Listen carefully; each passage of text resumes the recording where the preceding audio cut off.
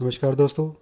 SMD channel के अंदर आपका बहुत बहुत स्वागत है। दोस्तों इस वीडियो के अंदर हम बात करेंगे एनएमडीसी स्टील लिमिटेड कंपनी के शेयर के बारे में। जैसा कि आप अपनी स्क्रीन पर देख पा रहे हैं दोस्तों, जो हमारा कल का सेशन था 11 अगस्त का, इस स्टॉक के अंदर हमें एक तेज़ी का ट्रेंड देखने को मिला था। और आपको दोस्तों मैं जानकारी दे दूं, आज यानी कि 12 अगस्त, अब से कुछ ही घंटों के बाद जो है इसके क्वार्टर 1 के रिजल्ट डिक्लेयर होने वाले हैं।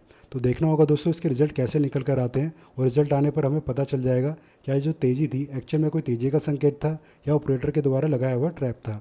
और दोस्तों रिजल्ट आने से पहले इस वीडियो में हम बात करेंगे कि हमारे इंपॉर्टेंट सपोर्ट और रेजिस्टेंस कौन से हैं स्टॉक को लेकर, यानी कि डिमांड और सप्लाई जोन कहाँ पर है, शॉर्ट टर्म और लॉन्ग टर्म की क्या हम टारगेट्स लेकर चल सकते हैं, अगर इसमें गिरावट आती है तो किस लेवल पर हम इसमें बाइंग साइड में पोजीशन बनाकर चल सकते हैं।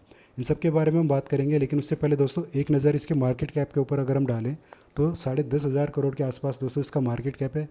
फेस वैल्यू इसकी 10 बनी हुई है, जो कि अच्छी बात है दोस्तों। और प्रॉफिट की अगर हम बात करें दोस्तों, तो यहाँ पर हमें बहुत ही ज़्यादा निराशा देखने को मिल रही है।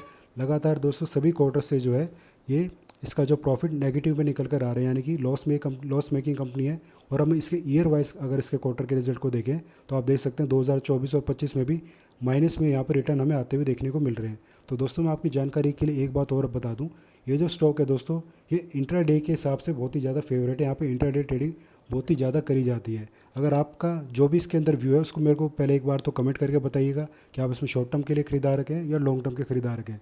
हालांकि इसमें लॉन्ग टर्म का कोई टारगेट हम नहीं बता सकते दोस्तों, लेकिन शॉर्ट टर्म के टारगेट बताने की मैं आपको ज़रूर कोशिश करूँगा। और वहीं अगर इसके प्रोमोटर की हिस्सेदारी अगर हम देखें तो 60% के आसपास इसकी प्रोमोटर की हिस्सेदारी बनी हुई है। और कुछ प्राइवेट जो प्लेयर होते हैं, प्राइवेट म्यूचुअल फंड वगैरह हैं, जो छोटे छोटे म्यूचुअल फंड हाउसेज होते हैं, उनकी भी हिस्सेदारी यहाँ पर 15% हमें देखने को मिल रही है। अब जरा इसके हम चार्ट पर चलते हैं दोस्तों। चार्ट पर दोस्तों मैं आपको बता दूं, इसका जो टारगेट है वो है 55 रुपये का। अगर आप इसमें थोड़ा सा 2-3 महीने तक का व्यू लेकर चल सके तो 55 तक के इसके टारगेट दोस्तों निकल कर आ सकते हैं एक बार के लिए। और इससे अगर आपको ज़्यादा के टारगेट चाहिए दोस्तों तो 75, ये टारगेट आप ध्यान में रखिएगा। 55 से लेकर 75 तक के टारगेट रहेंगे दोस्तों इसमें, अगर आप इसमें थोड़ा सा कम टाइम के लिए या फिर थोड़ा सा ज़्यादा टाइम के लिए अपनी पोजीशन को बनाना चाहते हैं। हालांकि दोस्तों बहुत ही ज़्यादा रिस्की होगा इतने ज़्यादा टाइम तक स्टॉक के अंदर बैठने के लिए।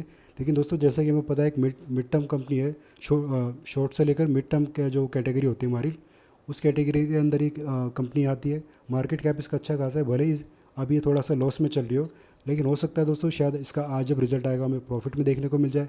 अगर इसका रिजल्ट हमें आज प्रॉफिट में आता हुआ देखने को मिल गया तो 55 से 75 की जो रेंज हमारी टारगेट की दोस्तों, इसके आने के पूरे पूरे चांसेस हो सकते हैं। वरना अदरवाइज़ आप इसके अंदर इंटरडे ट्रेडिंग करके आराम से चल सकते हैं। तो दोस्तों ज़रा इसके इंपॉर्टेंट लेवल्स के हम बारे में बात कर लेते हैं, यानी कि जो हमारी डिमांड और सप्लाई जोन है। डिमांड हमारी कहाँ पर है स्टॉक के अंदर, यानी कि सपोर्ट लेवल नीचे में 30, ऊपर में 34, ये रेंज है दोस्तों खरीदारी के लिए। और सेलिंग के लिए हमारे रेजिस्टेंस कहाँ पर है, 41 से लेकर 45, ये हमारी सेलिंग का रेंज है दोस्तों। अब आज जो इसका रिज़ल्ट निकल कर आएगा दोस्तों, अगर रिज़ल्ट अच्छा देखने को हमें नहीं मिला तो जो 30 का जो लेवल है दोस्तों, इसके पास ये एक बार के लिए ज़रूर जाएगा। सेलर इसको यहाँ पर ज़रूर सेल नीचे तक लेके आएंगे। और 30 की रेंज पे अगर हमें 30 की रेंज का भी अगर ब्रेकडाउन हो जाता है दोस्तों, तो 25 दूसरा हमारा सपोर्ट रहेगा इसके पास। तो जब 25 के आसपास मिलेगा, मतलब 25 से 30 की जो हमारी रेंज होगी, मैं आपको ड्रॉ कर देता हूँ एक लाइन यहाँ पर, एक सेकेंड। जो 25 और 30 के बीच की जो रेंज है दोस्तों हमारी, अगर ये यहाँ तक आ जाता है गिरते हुए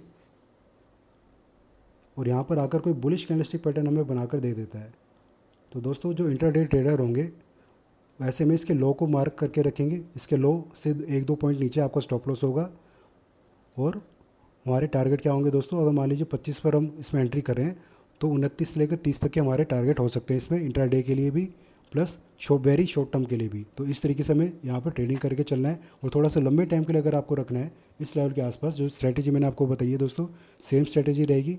उसी स्ट्रैटेजी के हिसाब से ही, मतलब कैसे रहेगी स्ट्रैटेजी, इसके लो को मार्क करेंगे और वेट करेंगे क्या इसके लो का ब्रेकडाउन हो रहा है या इससे सपोर्ट लेकर ऊपर की तरफ हमें क्लोजिंग देखने को मिल रही है नेक्स्ट 5 से 10 सेशन के बीच में।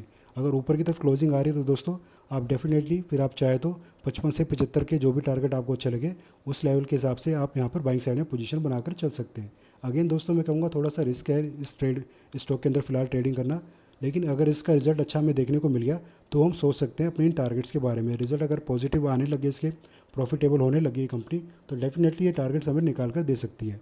और इसके अलावा दोस्तों अगर रिजल्ट इसका हमें आज ही अच्छा देखने को मिल गया तो जिन्होंने करंट लेवल पर खरीदारी कर रखी है तो जो रेजिस्टेंस हमारा 41 के आसपास या फिर जो सेलिंग जोन है हमारा 41 से लेकर 45 के बीच, इस रेंज में जाने पर आप इसमें प्रॉफिट बुकिंग करके एग्जिट कर सकते हैं जिन्होंने शॉर्ट टर्म के लिए निवेश कर रखा है। तो दोस्तों ये हमारे कुछ इंपॉर्टेंस लेवल हैं इस स्टॉक के अंदर जो आपको ट्रेडिंग करने में बहुत ही ज़्यादा हेल्प करेंगे। इन लेवल्स को आप ज़रूर ध्यान में रखिएगा अगर आप इसमें इंटरडे ट्रेडिंग करते हैं या शॉर्ट टर्म, या फिर अगर आपका लॉन्ग टर्म का भी अगर इसके अंदर व्यू है शेयर के अंदर, तो इन लेवल्स को ज़रूर ध्यान में रखिएगा। ये आपको ज़रूर हेल्प करेंगे स्टॉक में ट्रेडिंग करने के लिए।